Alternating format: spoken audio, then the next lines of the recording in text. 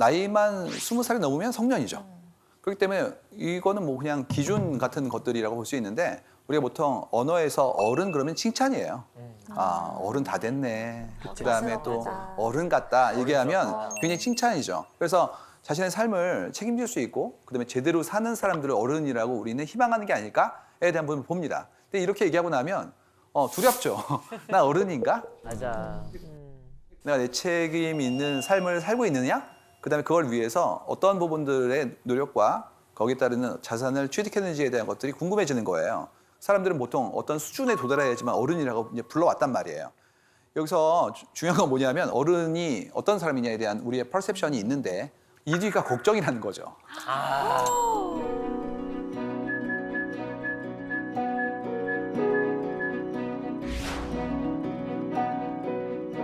이게 이제 힘든 거예요. 그러니까 그 얘기 많이 들었어요, 옛날에. 아, 너도 이제 결혼했구나. 그러면 사람 구실해야지. 어떤 얘기냐? 친척들 대소사도 찾아뵙고, 그다음에 누구 돌잔치도 가야 되고, 뭐 이런 얘기도 막 나온단 말이죠. 이제 일가를 이뤘으니까 드디어 네가 사회적 구성원으로서의 책무를 다해야 되는 거 아니니? 이런 얘기들이 암묵적으로 엄청 들어온단 말이에요. 그러면 이제 드는 생각은 그거죠. 아, 나도 이제 집단의 일원으로서 책임을 다해야 되는구나라는 중압감도 있고, 또 한 가지는 그걸 못했을 때의 불안함이 있잖아요. 그러니까 명절이 두렵죠. 5월은 진짜 힘들죠. 그렇지. 맞지. 거기다가 요 최근에 나왔던 축의금까지 합해지면 이제 거의 통장되는 그런 상황이라서 내가 어떤 수준에 대한 욕망은 있는데 그거를 이루지 못했을 때 그 불일치가 불안감이에요. 내일 일을 알 수가 없고 지금의 나의 기반이라는 것이 얼마만큼 유리 같은지를 알게 된 거거든요. 내가 미래에 대해서 잘 몰라왔는데 그 미래에 대한 기존의 아주 작은 기준마저도 흔들리기 시작하는 거예요. 그럼 이제 어떤 일이 생기냐면 불안감이 커집니다. 그만큼의 불안감이 때에 따라서는 우울감으로 오기도 하고 병리적 현상으로 나오기도 하고 이런 일들이 막 벌어지고 있죠. 그래서 이제 예전에는 꺼리던 정신과를 내과 가듯이 가는 거예요. 그래서 이제 그러한 부분들의 본인의 도움을 적극적으로 청하는 분들이 엄청 늘고 있어요. 그래서 예전 같았으면 뭐 현실이 때문에 정신과에 잘 가지 않아요 이러는 분들이 이제 그렇지가 않고 내가 직접 검색해봤고요. 의지를 가지고 한번 극복해 보려고 하고요. 추천받았어 이런 식으로 적극적으로 바뀌고 있어요. 굉장히 다행이죠. 그래서 이런 부분들을 선택하는 능동적 키워드에 올라간다는 것은 우리가 그런 어려움을 예전처럼 이렇게 쉬쉬하거나 계속 방치하는 것이 아니라 내가 나름대로의 방법을 넘어선 전문가의 도움으로 이제 해결하고 싶어 한다라는 것을 볼 수 있죠. 그러다 보니까 이제 국민 멘토 오은영 박사님이 굉장히 소중한 분으로 올라오고 있고 심리 상담소 컨셉의 프로그램들이 엄청 인기를 끌고 있죠. 재밌는 건 예전에는요 그런 상담 코너 같은 게 주로 부부 상담이 많았고 그분들이 아침 방송에 나오시면 항상 그늘막 뒤에 있었어요. 그래가지고 그러니까 얼굴 안 보여주시고 그다음에 목소리 변조하고 이렇게 나오셨는데 이제 그렇지가 않고요. 일반인 분들도 본인 얼굴 다 밝히시고 얘기하시잖아요. 이유가 다 힘들기 때문이에요. 맞아. 나도 힘들고 당신도 힘들고 우리 모두 힘든 겁니다. 그만큼의 어려움을 이제는 사방에 알리고 적극적으로 도움을 받고 있기 때문에 그만큼의 열려진 상황이라는 것이 우리에게 좀 더 나은 위안을 줄 수 있도록 바뀌고 있다는 얘기예요. 재밌는 거는 이제 이때 도움을 얻어야 되는데 이 도움의 고민이 과연 나한테만 있는 것이냐 우리 모두에게 있는 것이냐에 따라서 처방이 달라요. 나한테만 있는 거라면 내가 노력하고 내 환경을 바꾸려는 시도를 해야겠죠. 근데 그렇지 않고 우리 모두한테 있는 거라면 전체 문화를 바꿔야 돼요. 이 얘기를 좀 해보도록 하겠습니다. 이건 좀 시리어스한 얘기인데요. 인생 주기에 따라서 어떤 고민을 하고 있느냐 이제 이 문제를 본 거예요. 재밌는 거는 뭐 20대, 30대, 40대, 50대 다 각자 본인 삶의 스테이지에 맞는 고민을 합니다. 예를 들어서 20대 같은 경우에는 취업, 그리고 30대 분들도 마찬가지로 취업과 연인 관계 같은 것들 굉장히 중요하죠. 새로운 사람 만나고 헤어지고 이런 작업들이 경험이자 스트레스일 수 있으니까.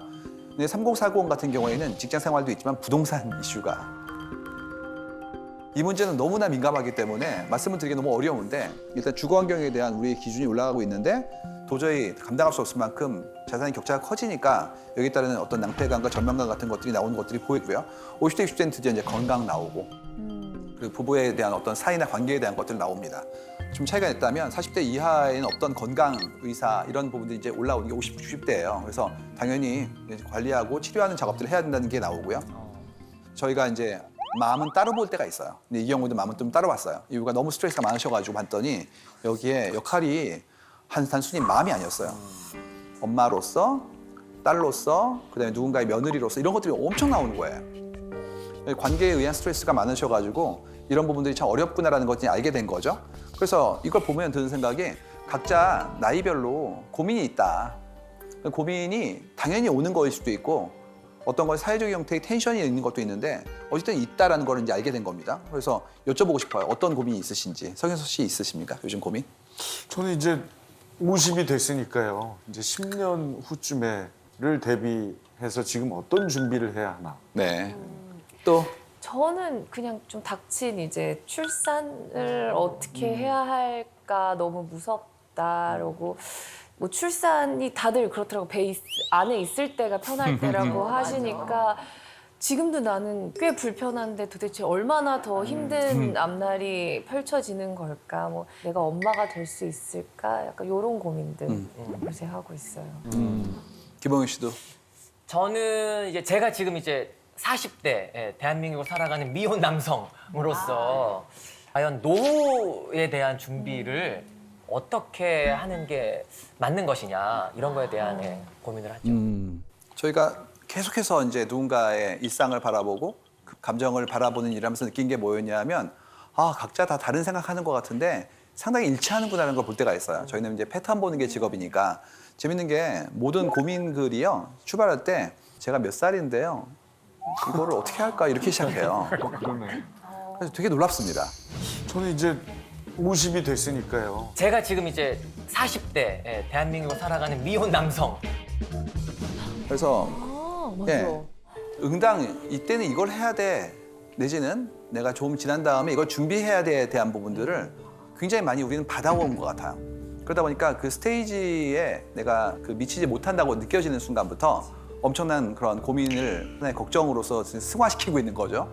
그래서 이걸 바라보면서 드는 생각이 한국 사람들이 동시에 얘기하는 것들이 있는데 그게 뭐였냐.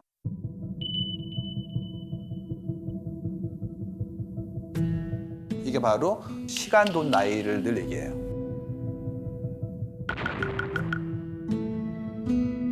시간, 돈, 나이. 그러니까 이게 어느 순간인가 돈 나누기 나이에 대한 부분들을 가지고 본인의 인생의 성적표처럼 받아보는 분들이 나온다는 거죠. 재밌는 게 늘 자기 고민을 이제 누군가에게 얘기할 때 본인을 설명해야 될 거 아니에요. 특히 온라인 했을 때는 나에 대한 생각을 충분히 전달해야 가능하니까 출발 이런 식이에요. 제가 뭐 33살 여자 지방 사립대를 나와 학점이 3.3에 오랜 수업 생활 끝에 특허사무소에 입사해서 경력 6개월인데 한 달에 뭐 250만 원 벌고 있는데 제가 정상적인 건가요? 뭐 이런 거 엄청 올라옵니다. 맞아. 어떻게 본다면 객관적인 지표들이죠. 나이라든지 뭐 경력의 기간이라든지 수입에 과다라는 건 지표이긴 한데 인생에 굉장히 다양한 형태의 어떤 요소들이 있잖아요. 근데 이건 다 제거하고 숫자화 될 수 있는 것만 이렇게 강박처럼 얘기하는 사회가 아닐까에 대한 두려움이 생긴 거예요. 그래서 봤어요. 이럴 때는 이런 얘기 나오더라고요. 뭐 23살 생산 직무 스펙 평가해 주세요. 24살 전문대 남자 냉정하게 스펙 평가요. 그래서 본인의 숫자를 다 쓰시거든요. 그다음에 이제 내가 현재 일을 하고 있는데 이거를 제대로 하고 있는 건가요? 다른 형태의 일을 하려면 어떻게 해야 되나 이런 부분들 여쭤본단 말이에요. 그래서 이때 스펙은 나이 대비 성과를 얘기하는 내용인데 원래 스펙이란 말이요. 이 기계장치의 명세를 뜻하는 말이기 때문에 인간한테 쓰면 안 돼요. 근데 우리는 나도 모르게 그 단어를 사람의 가치 기준으로서 쓰이고 있다. 이게 되게 좀 무서운 얘기죠. 왜 그런 거냐? 이게 이제 정해져 있는 자리를 놓고 싸우는 경기랑 비슷한 건데 이런 식이에요. 좋은 조직이 있어요. 훌륭한 조직이에요. 우리는 지금부터 새로이 조인할 분들을 모집해요. 이렇게 얘기합니다. 지원하세요. 누구나. 그럼 어떻게 됩니까? 자리는 10개 있는데 1000분이 오시는 거죠. 기준이 명확해서 저희는 이런 분을 원해요. 이러면 다행인데요. 그렇지가 않고 좋은 분이요. 어떤 일이 벌어지면 이렇게 나오죠. 저는 대학 나왔는데요. 옆에 있는 분은 저는 대학 받고 대학원 더요. 저는 어학연수요, 공모전이요, 봉사활동이요. 이런 식으로 계속 쌓아나가는 거예요. 그러다 보니까 다른 사람보다 무리해야 되는 것이고 무리한 분들이 들어오는 그런 상대 경쟁을 하는 비교평가의 시대에서는 나도 모르게 내가 하는 일들에 대한 성과에 대한 것들을 객관화시켜서 설명하거나 거기에 대해서 평가받는 것들이 익숙해지는 거예요.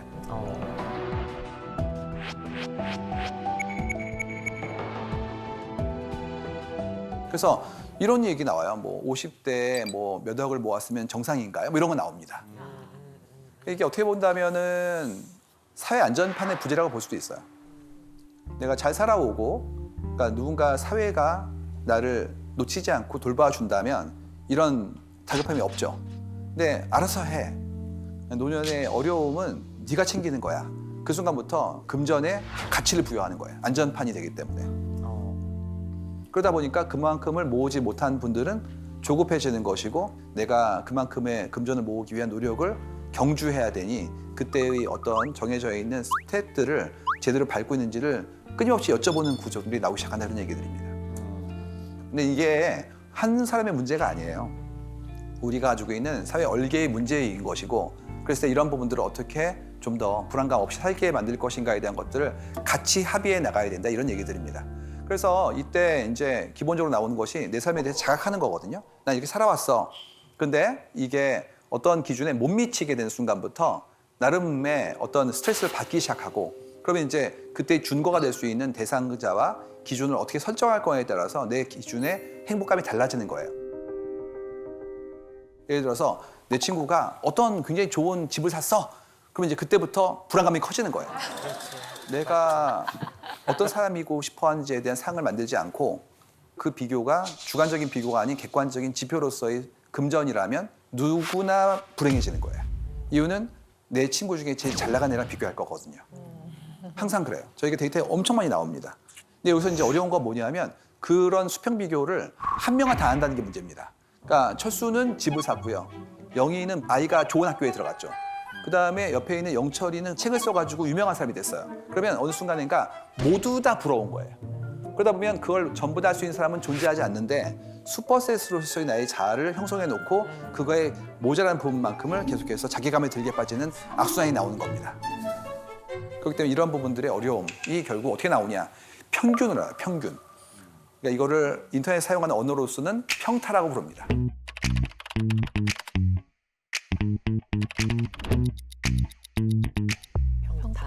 평균 타율이라는 건데, 흥미로운 거 이 평타라는 게 실제로 에버리지, 평균이 아니에요. 어떤 거냐면 이런 식입니다. 나이 29살 남자, 수도권 4년제, 연봉 3,800, 이 정도면 괜찮은 건가요? 이런 식이에요. 근데 여쭤보면 댓글이 엄청 달려요, 그 밑에. 근데 그 댓글의 기준이 터무니없을 때가 많습니다. 그러니까 모자라시네 이런 거 막 올라오기 시작하면 자괴감에 빠지는 거죠. 맞아. 그러니까 미디어에 보여지는 정말 유명한 분들의 소득이나 정말 핫한 직업들의 결과만 얘기를 하고 있으니까 이런 것들이 이제 굉장히 나한테는 엄청난 압력이 되는 건 기본이에요. 여기서 안 끝납니다. 뭐가 나오면 이런 거 나와요. 의사결정에 있어서도 눈치를 보는 거예요. 야식으로 치킨 먹을까요? 피자 먹을까요? 이런 거 물어봅니다. 이 시간에는 피자가 그 국룰인가요? 이런 거 올라오고요. 끝도 없어요. 뭐 대기업 맞벌이 부부에 둘이 합쳐 연봉 1억인데 6세 아들 영유 보낼까요? 말까요? 뭐 이런 거. 네, 42살 미혼 여성 연봉 7천에 저축액이 5억인데 24평 오피스 살까요? 13평 아파트 살까요? 이런 것들. 그러니까 모든 것들을 다 여쭤보는 거예요. 그래서 이걸 다 모아가지고 의사결정하는 게 때로는 의미 있어요. 왜 그러냐면 컬렉티브 인텔리전스라고 해서 사람들의 지혜를 모으면 훌륭한 게 나오니까 집단성 발휘하는 거죠. 그러니까 일종의 원기옥처럼 우주의 길을 다 모으는 이런 거예요. 근데 이게 안 되는 경우도 있고 그다음에 그런 정보 자체가 왜곡되는 경우도 있어요. 예를 들어서 꿀팁들 있잖아요. 결혼정보 QA부터 그다음에 뭐 출생을 이제 하게 되었는데 내가 아이 낳을 때 준비할 것들 이런 것들 엑셀로 4페이지 나옵니다. 그러면 그걸 다 사야 되는 거예요. 그래서 무슨 아이들 처음에 낳게 되면 하는 박람회 같은 데 가보시면 머스트로 사야 되는 물건들이 나오는데 정말 몇백 개가 떨어지거든요. 그러니까 어느 순간인가 다 모아오는 거예요. 그래서 평균이 아니라 어떻게 보면 최소 공배수보다 더 큰 슈퍼셋이 나오게 되는데 그걸 못하게 되는 경우에 이제 나는 평균보다 떨어지는 거 아닌가에 대한 부분들이 힘들어지는 것이죠. 이거를 이제 어떻게 얘기하냐면 국룰이라고 얘기하기도 합니다. 예, 나름의 룰이 있지 이런 얘기예요. 가장 핫한 국룰은 축의금 같은 거. 맞아. 여러분 축의금 국룰 보여드릴까요? 절치는 10만 원 더하기 알파고요. 종종 연락하고 여럿 모일 때는 만나게 된 친구는 5만 원. 연 끊고 살다가 갑자기 연락 온 친구는 한 푼도 안 내고 비참석이고요. 전체 회식 때 한 번 대화해본 다른 부서 박대리는 3만 원과 비참석. 바로 옆 부서의 김 과장님 5만 원. 직장 내 베푸는 10만 원이라고 얘기를 하는데 나름의 이유가 있죠. 근데 이제 이걸 따라하면 나도 모르게 안온감이 들죠. 이유가 내가 사회적 규칙을 더 이상 도외시하지 않고 따르고 있구나라는 안도감이 들고요. 그렇지가 않고 뭐 내가 이런 규칙을 넘어서 좀 더 한다면 괜히 기쁠 수도 있고 뭐 나름의 안전판일 수 있을 것 같아요. 이런 거 말고 또 어떤 국룰이 또 있을까요? 예. 보통 엄마들은 학교 아이 처음 보낼 때 예체능은 뭐 시켜, 나도 그럼 기본으로 이건 시켜야 되는 건가? 근데 저는 그래도 난 주변 애들이랑 똑같이 공부 안 시키는 엄마가 될 거야라고 하다가 결국은 다 따라가는. 그러지 않으면 대학 가는 게 너무 힘들어지는. 이사하면 그날은 무조건 짜장면 먹는다. 맞아. 그렇죠. 축구 볼 때는 치킨이 국룰? 이런 거. 치킨에 무조건 뭐 맥주. 이렇게. 그렇죠. 그렇죠. 저는 이제 오늘 일반 분들 많이 오셨으니까 저 방송계 국룰 하나 알려드릴게요. 네. 저희 이렇게 녹화를 하잖아요. 생방송을 하거나 그러면 연예인들이 이렇게 각 장르별로 모일 거 아니에요. 그럴 때 선배가 계시면 시작 전에 대기실에 가서 인사합니다. 이거 제 국룰이죠. 그래서 제가 아까 상중이 형 먼저 가서 인사드리고 그랬더니 들어오니까 수연이 아영이 저 호영 씨까지 제 방으로 또 이게 참 계속 지켜줘야 할 국룰 중에 하나다. 그런 국룰이 있어서 저는 이제 제가 가려고 했거든요. 근데 우리 김상수 선배님이 먼저 제 방에 오셨어요. 그럼 난 너무 민망한 거야. 너무 죄송해, 그쵸? 저 형이 국룰을 어기는 유일한 선배예요. 제가 가서 웃기고 싶어가지고 먼저 들리는 거예요. 당연한 일인데 역시 우리의 관점 때문에 늘 나이 많은 사람은 나이 적은 사람이 먼저 와서 인사를 해야 된다라는 거에 대한 것을 이제 탈피해야죠. 네. 그렇죠? 근데 불편했어. 먼저 내가 가니. 사실은 엄청 불편해요, 형. 근데 사실은 그게 이미지를 한번 깨게 되는 그런 것도 있었어요. 네, 굉장히 되게 뭔가 좀 이렇게 권위적이지 않다. 굉장히 나이스하다 이런 생각을 하게 됐죠. 너무 나이스하세요. 키워드 하나 추가되겠다. 나이스. 흥미롭죠. 근데 국룰이 왜 우리는 자꾸 정하고 있느냐? 이게 편하기 때문이에요. 생각하고 싶지 않은 겁니다. 이게 국리하면 그다음부터는 눈치를 봐야 되거든요. 근데 그럴 필요 없이 그렇다면 그다음부터는 난 그냥 따르면 되는 거기 때문에 내 책임이 경감되는 거죠. 그래서 긍정 부정 따질 필요 없이 그냥 정해진 대로 하면 실수할 위험을 제거해 주는 거예요. 그냥 중간만 가면 되는 거죠. 그래서 또 한국 사회 같은 경우에는 더했던 게 이런 게 있었잖아요. 중간만 해. 네, 튀면 사람들한테 주목받아서 정 맞는 것이고 떨어지면 왕따 당할 수 있으니까 가운데 있어. 평타쳐. 이게 나왔단 말이에요. 근데 평범하게 살고 싶다는 얘기죠. 근데 재밌는 거는 이 평균이라는 것 자체가 어떤 의미가 있느냐. 평균적인 거는 이제는 AI가 학습해요. 그러니까 나도 모르게 평균을 하는 순간부터 난 대체될 수 있어요. 그러니까 이제는 평균을 추종하는 일은 좀 제한해야 됩니다. 함께 있는 아이가 특이합니다. 얘는 축복받으신 거예요. 얘는 대체되지 않거든요. 그렇지가 않고 남들이 하는 대로 하는 것들은 가운데 있는 룰을 기반으로 디자인할 수 있기 때문에 그런 일들은 이제는 사라집니다. 그렇기 때문에 독특함, 유일함 이런 부분들, 고유성에 대한 부분들은 굉장히 중요해지고 있다. 그다음에 또 시간은 뭐였냐 하면 시간의 자유성의 문제예요.